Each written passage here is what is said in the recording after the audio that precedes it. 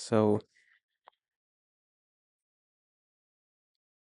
everybody's talking about artificial intelligence, right? Vibe coding, artificial intelligence taking over the software industry. But what's really true about that? The past couple weeks I've been doing deep dives on this topic of artificial intelligence, and it really it really baffles me how incapable AI is sometimes, but also how capable it is sometimes. It's crazy the dichotomy between, AI's capabilities versus its shortcomings. And as we continue to study AI, we learn that the better it gets, the less that we can actually control, contain, and prompt it. Remember we had uh people people selling courses on prompt engineering. Remember, people were saying that that was going to be the next career field in the age of artificial intelligence, but that was so short lived. That lasted like a year, barely. People were selling like $500 courses teaching people how to engineer prompts for artificial intelligence. But think about that. Engineering a prompt for artificial intelligence is literally just you perfecting your query to get a certain output. That's not the future. The future is in agentic artificial intelligence. So I know you've heard about AI agents, but the truth is, even these AI agents aren't as okay. How do I put this? They're not as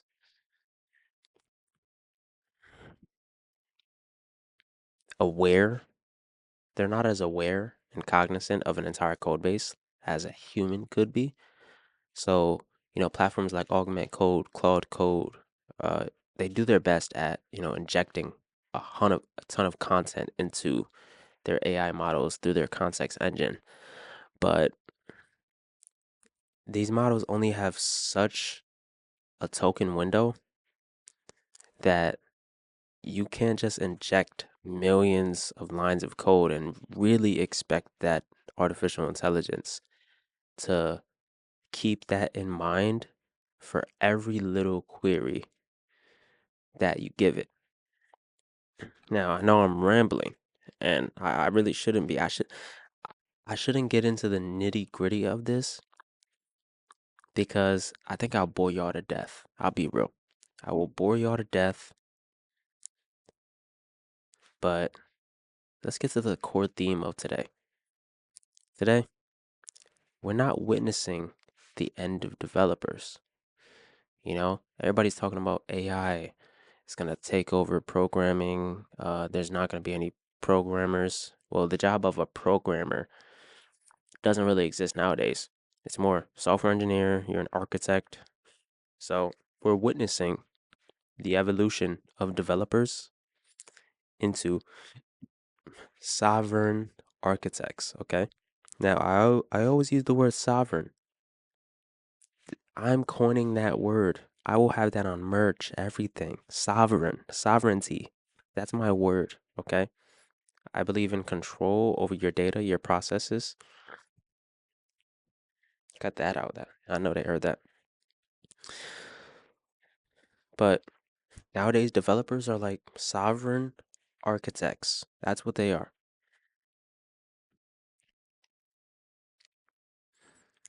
So, welcome to March 2026. We are currently living through a paradox. 92% of US developers use AI daily, and nearly 50% of code is machine generated. So, we've entered the era of vibe coding, where you can prompt your way into $1 million software as a service without ever touching a bracket. But there's a huge but.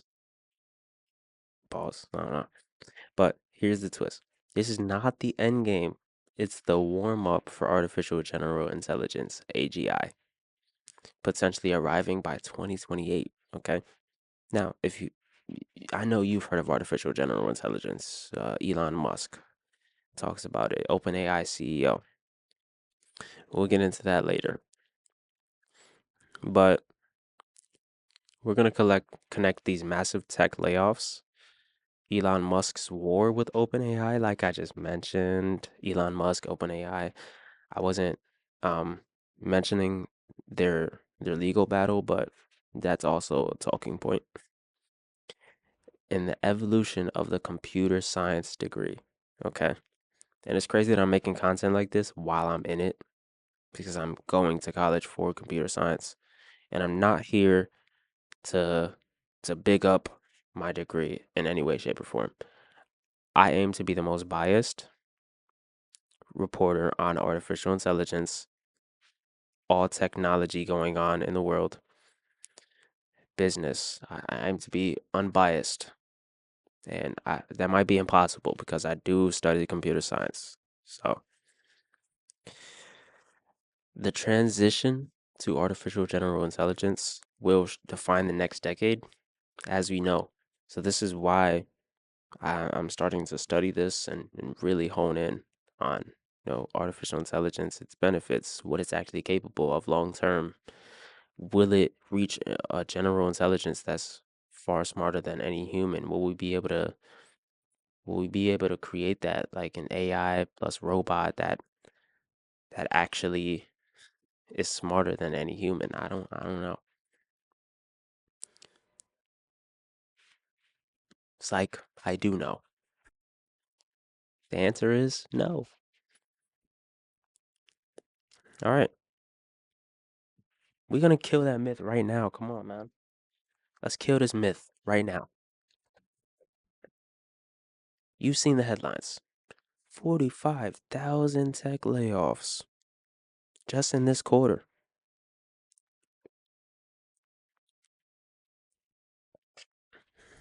And it looks like the robots are winning.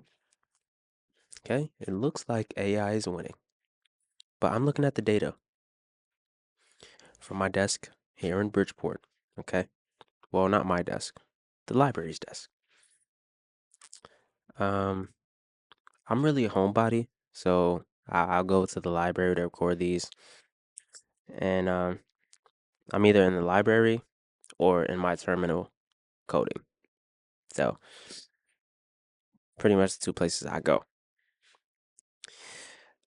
The truth is a lot quieter than the headlines make it seem. Only 20% of layoffs are AI related. The rest is AI washing and overhiring correction. Most of these layoffs you're seeing in the headlines are overhiring that was done during the pandemic. Now these companies need to condense their workforce because they overhired. They overextended themselves. So the Bureau of Labor Statistics projects 15% growth in software roles through 2034. If you're in software right now, which most likely I won't have software engineers watching this, I don't know. Who knows? But if you're in software, just know your job is not going to be taken by AI. Calm down. Don't spiral. Don't try to switch degrees now. You have studied this. Stay grounded. Stay firm. Stay stoic in what you're studying, okay?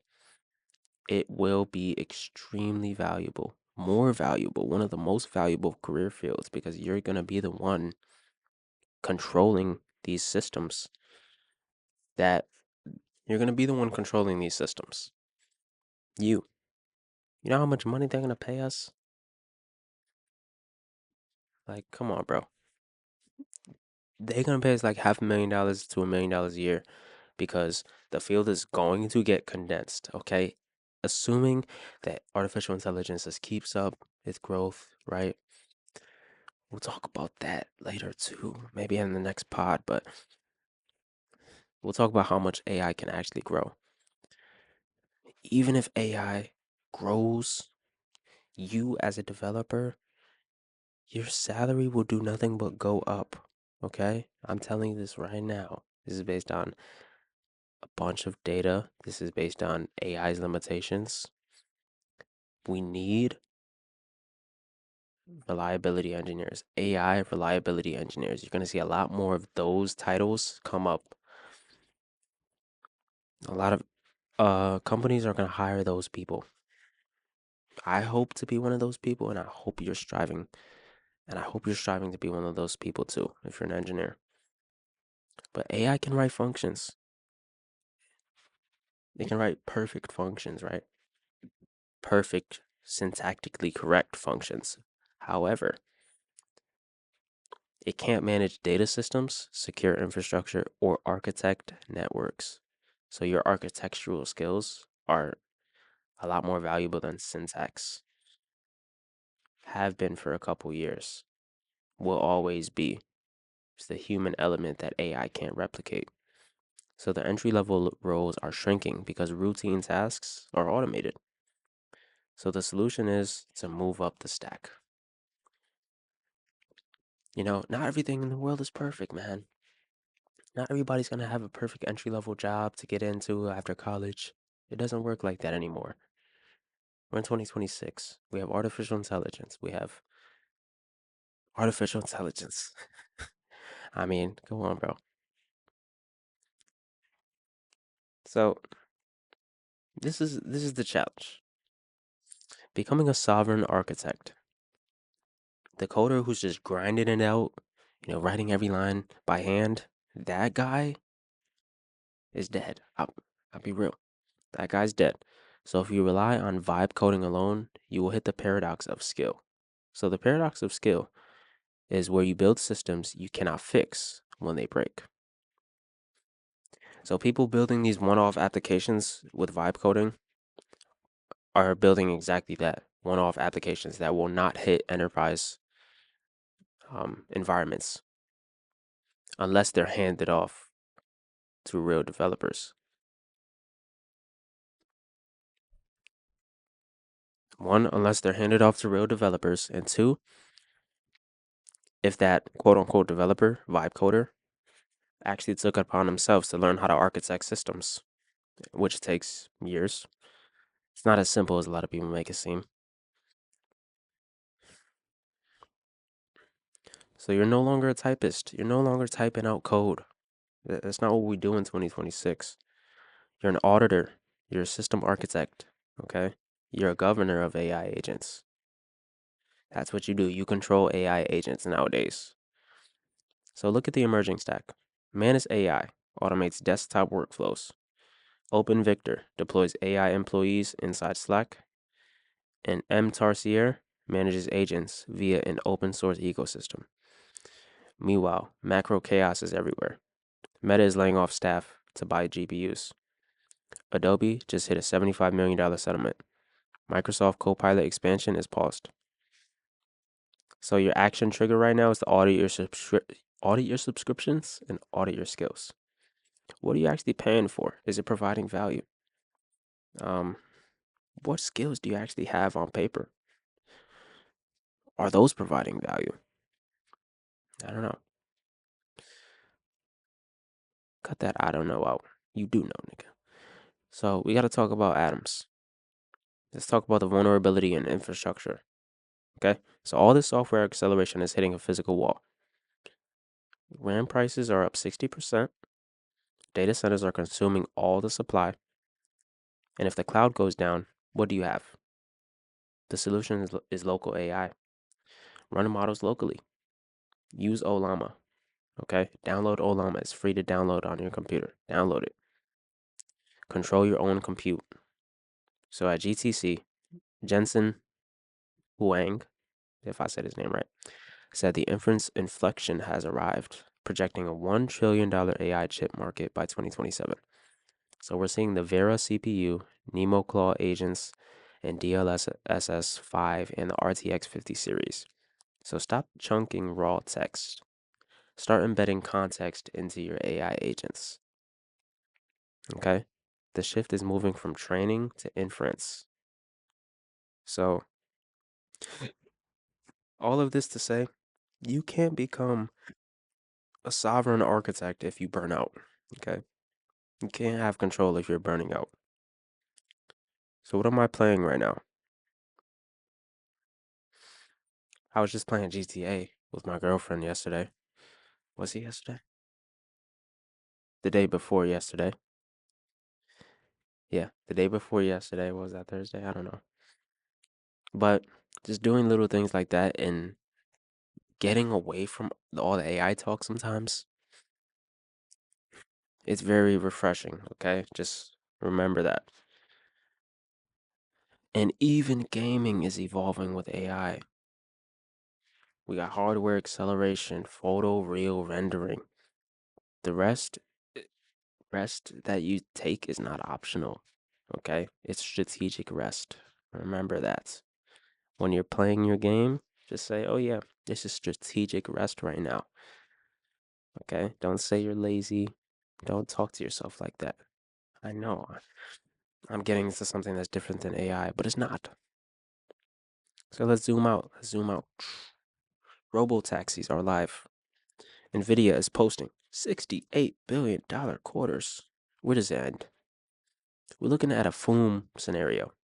Fast, out of control, fast, out of control momentum, fast, out of control momentum.